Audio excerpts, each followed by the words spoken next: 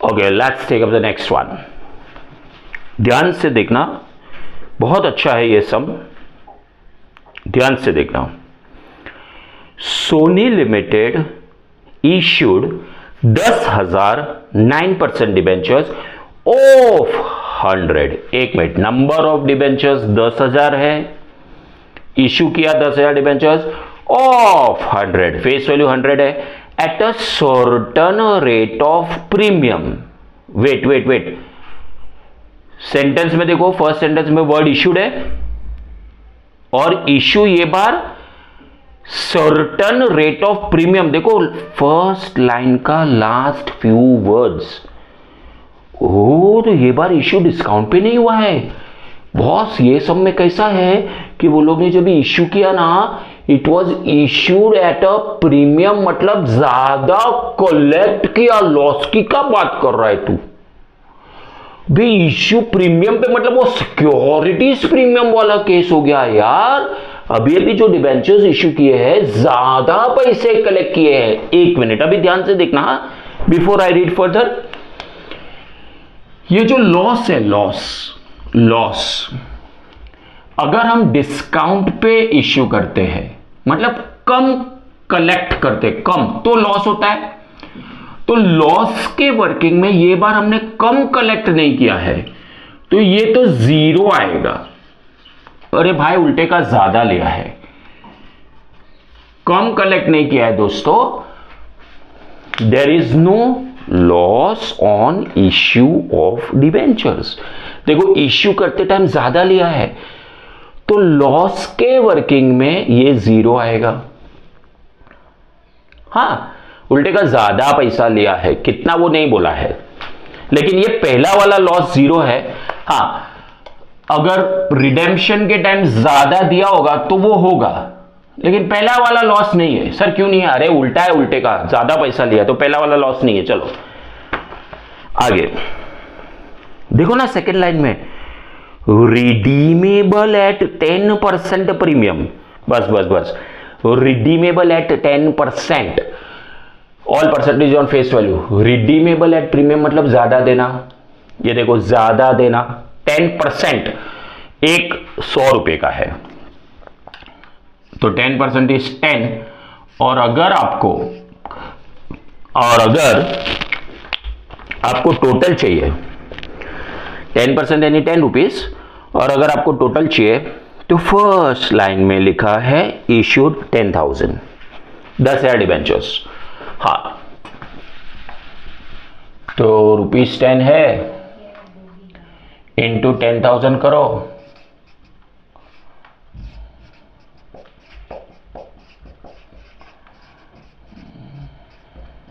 चलो ये तो जीरो ही है बॉस। अगर कोई मुझे पूछेगा कि टोटल लॉस कितना हुआ, टोटल लॉस में दो प्रकार के लॉस होते हैं, एक कम कलेक्ट किया, एक ज्यादा दिया। कम कलेक्ट तो नहीं किया है तो इधर टोटल लॉस है पर डिवेंचर 10, और ये टोटल लॉस 1 लाख रुपया, टोटल लॉस दोनों मिला के, क्योंकि ये तो है ही नहीं, 1 लाख रुपया ये टोटल लॉस है तो यहां पे आएगा 1 लाख रुपया। ये जो टोटल लॉस होता है ना, उसको try to set off against securities premium, और फिर सेकंड चॉइस P&L। 1 लाख है ना, उसको सिक्योरिटीज प्रीमियम में से सेट ऑफ करो फर्स्ट चॉइस, और सेकंड P&L में से। अभी क्वेश्चन देखो,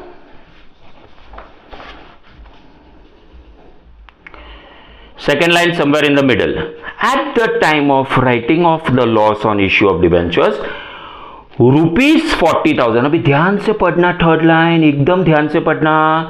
₹40,000 being part of the loss, 40,000 part of the loss return of from statement of P&L। 40,000 return of from statement of P&L, मतलब यहां पे 40,000 राइट ऑफ किया है, और ये खाली पार्ट है, ऑब्वियसली पार्ट है क्योंकि ये 1 लाख है। तो उसका मतलब यहां से वो लोग ने बैलेंसिंग फिगर 60,000 रुपीज यहां पे यूज किया होगा। 60,000 है ना, 1 लाख है, उसमें से 40,000 P&L में से लिखा है। भाई टोटल लॉस तो 1 लाख है, तो फर्स्ट चॉइस प्रीमियम, दूसरा चॉइस पी एंड एल, तो ये बार पी एंड एल में से 40 लिया बोल दिया है, हाँ तो इसका मतलब यहां से 60, तो ये तो सिक्योरिटीज प्रीमियम में से 60,000 यूज किया है। 60,000 मतलब कभी ना कभी वो लोग ने 60,000 ज्यादा कलेक्ट किया था प्रीमियम। अरे कभी ना कभी नहीं, यही सब में 60,000 ज्यादा कलेक्ट किया है। वाओ, 60,000 ज्यादा कलेक्ट किया। हाँ तो कितने डिबेंचर्स पे भाई? 60,000। वो लोग ने 10,000 डिबेंचर्स पे ज्यादा कलेक्ट किया है। नंबर ऑफ डिबेंचर्स तो 10,000 है। अभी देखो यहां पे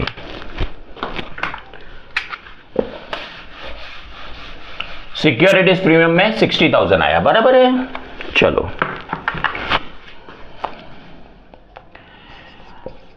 securities premium 60,000 means company has collected 60,000 rupees extra, collected extra है at the time of issue,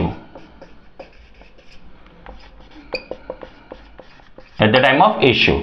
तो पर डिबेंचर कितना? तो इस समय नंबर ऑफ डिबेंचर्स 10,000 है, तो ₹60,000 डिवाइड बाई 10,000 डिबेंचर्स, ₹6 पर डिबेंचर ज्यादा कलेक्ट किया है। 10,000 डिबेंचर है, ₹6, तो 60,000, तो ₹6 ज्यादा कलेक्ट किया है पर डिबेंचर।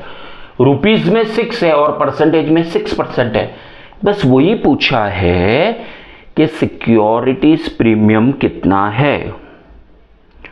लास्ट लाइन देखो, what rate of premium these debentures were issued. ये बहुत अच्छा क्वेश्चन है। इसमें जब इश्यू हुआ है ज्यादा पैसा कलेक्ट किया है, उसका मतलब ये हुआ कि दो तरह का लॉस होता है, 1 and 2। ज्यादा कलेक्ट किया है, कलेक्ट लेस नहीं किया है, तो फर्स्ट वाला लॉस, मैं लॉस बोल रहा हूं, फर्स्ट वाला लॉस है नहीं। हाँ दूसरा ₹10 ज्यादा दिया है, रिडम्पशन एट प्रीमियम, तो टोटल लॉस ₹10। वैसे 10,000 डिबेंचर है तो टोटल लॉस 1 लाख है ना। उसमें से 40 इधर, 60 इधर, divide by number of debentures करो, ₹6, रुपीज में 6, परसेंटेज में भी 6 आएगा बिकॉज 100 है। Beautiful question. ये पहला क्वेश्चन है जहां पे इश्यू प्रीमियम पे है और उसका असर ये है कि ये वाला लॉस 0 है। हाँ ज्यादा देने की बात की है, वो वाला 10 है, तो 0 + 10, ₹10 पर डिबेंचर, तो टोटल कितना? 1 लाख। वो 1 लाख में से 40 इधर से, बाकी का यहां से। ठीक है, nice question. Okay, let's take up the next one.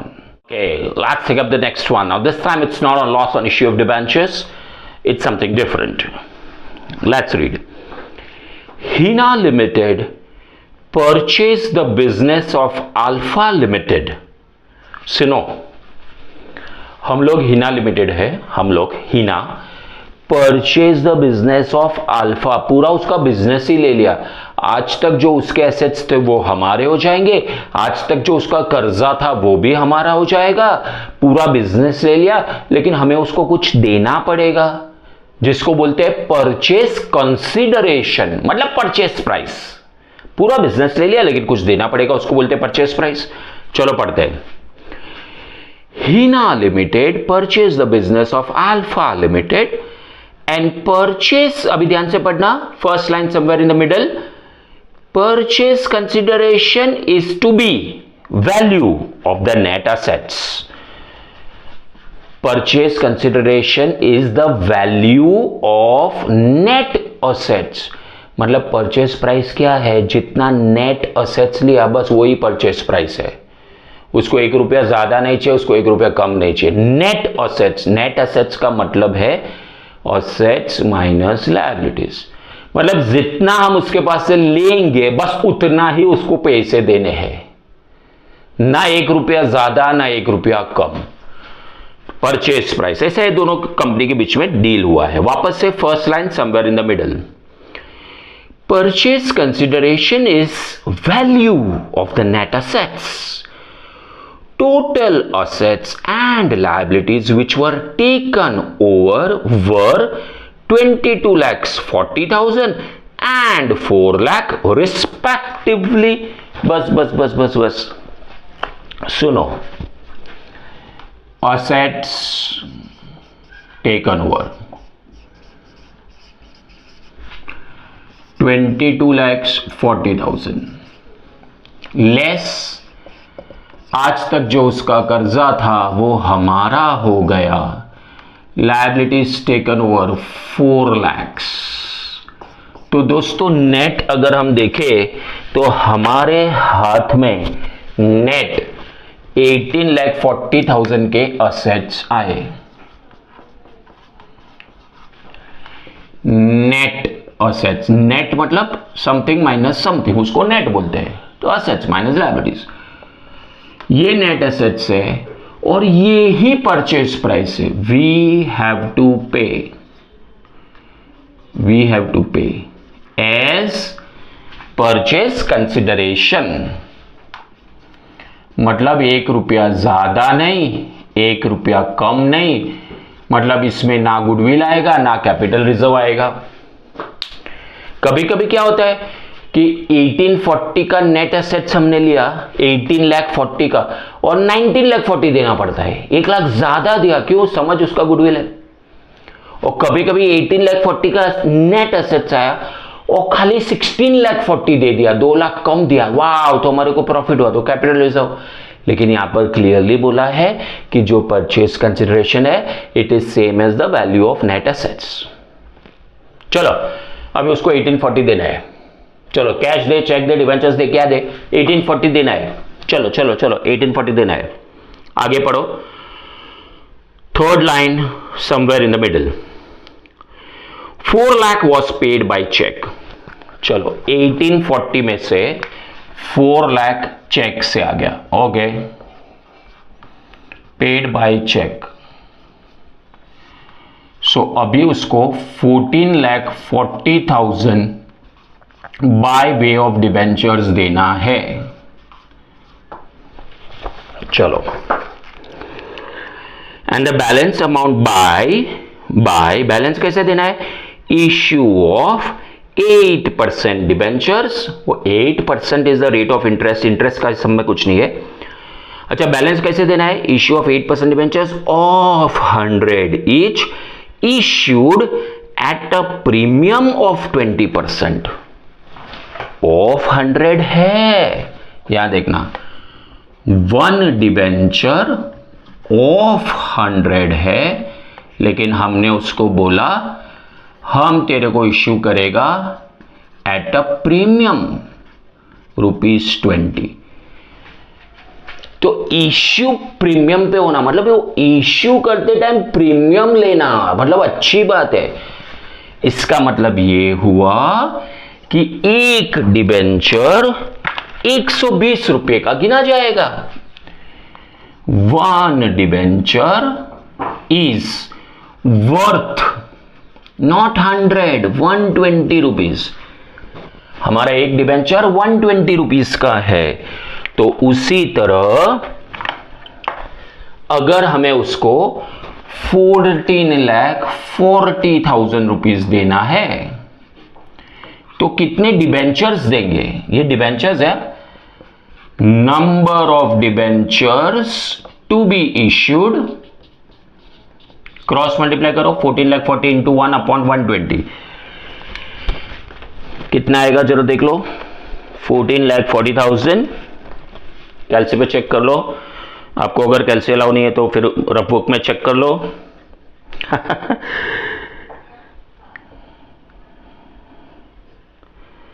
14,40,000 divide by 120, 12,000 debentures आएंगे। हम उसको 12,000 डिबेंचर्स देंगे, नंबर ऑफ डिबेंचर्स है ये, ठीक है।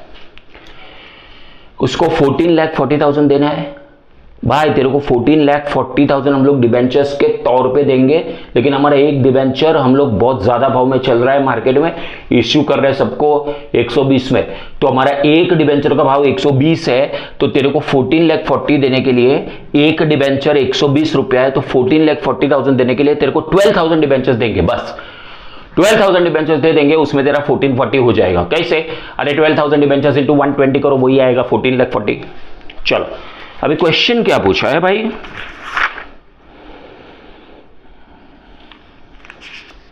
एक मिनट, कौन सा सम है ये? Just a minute guys.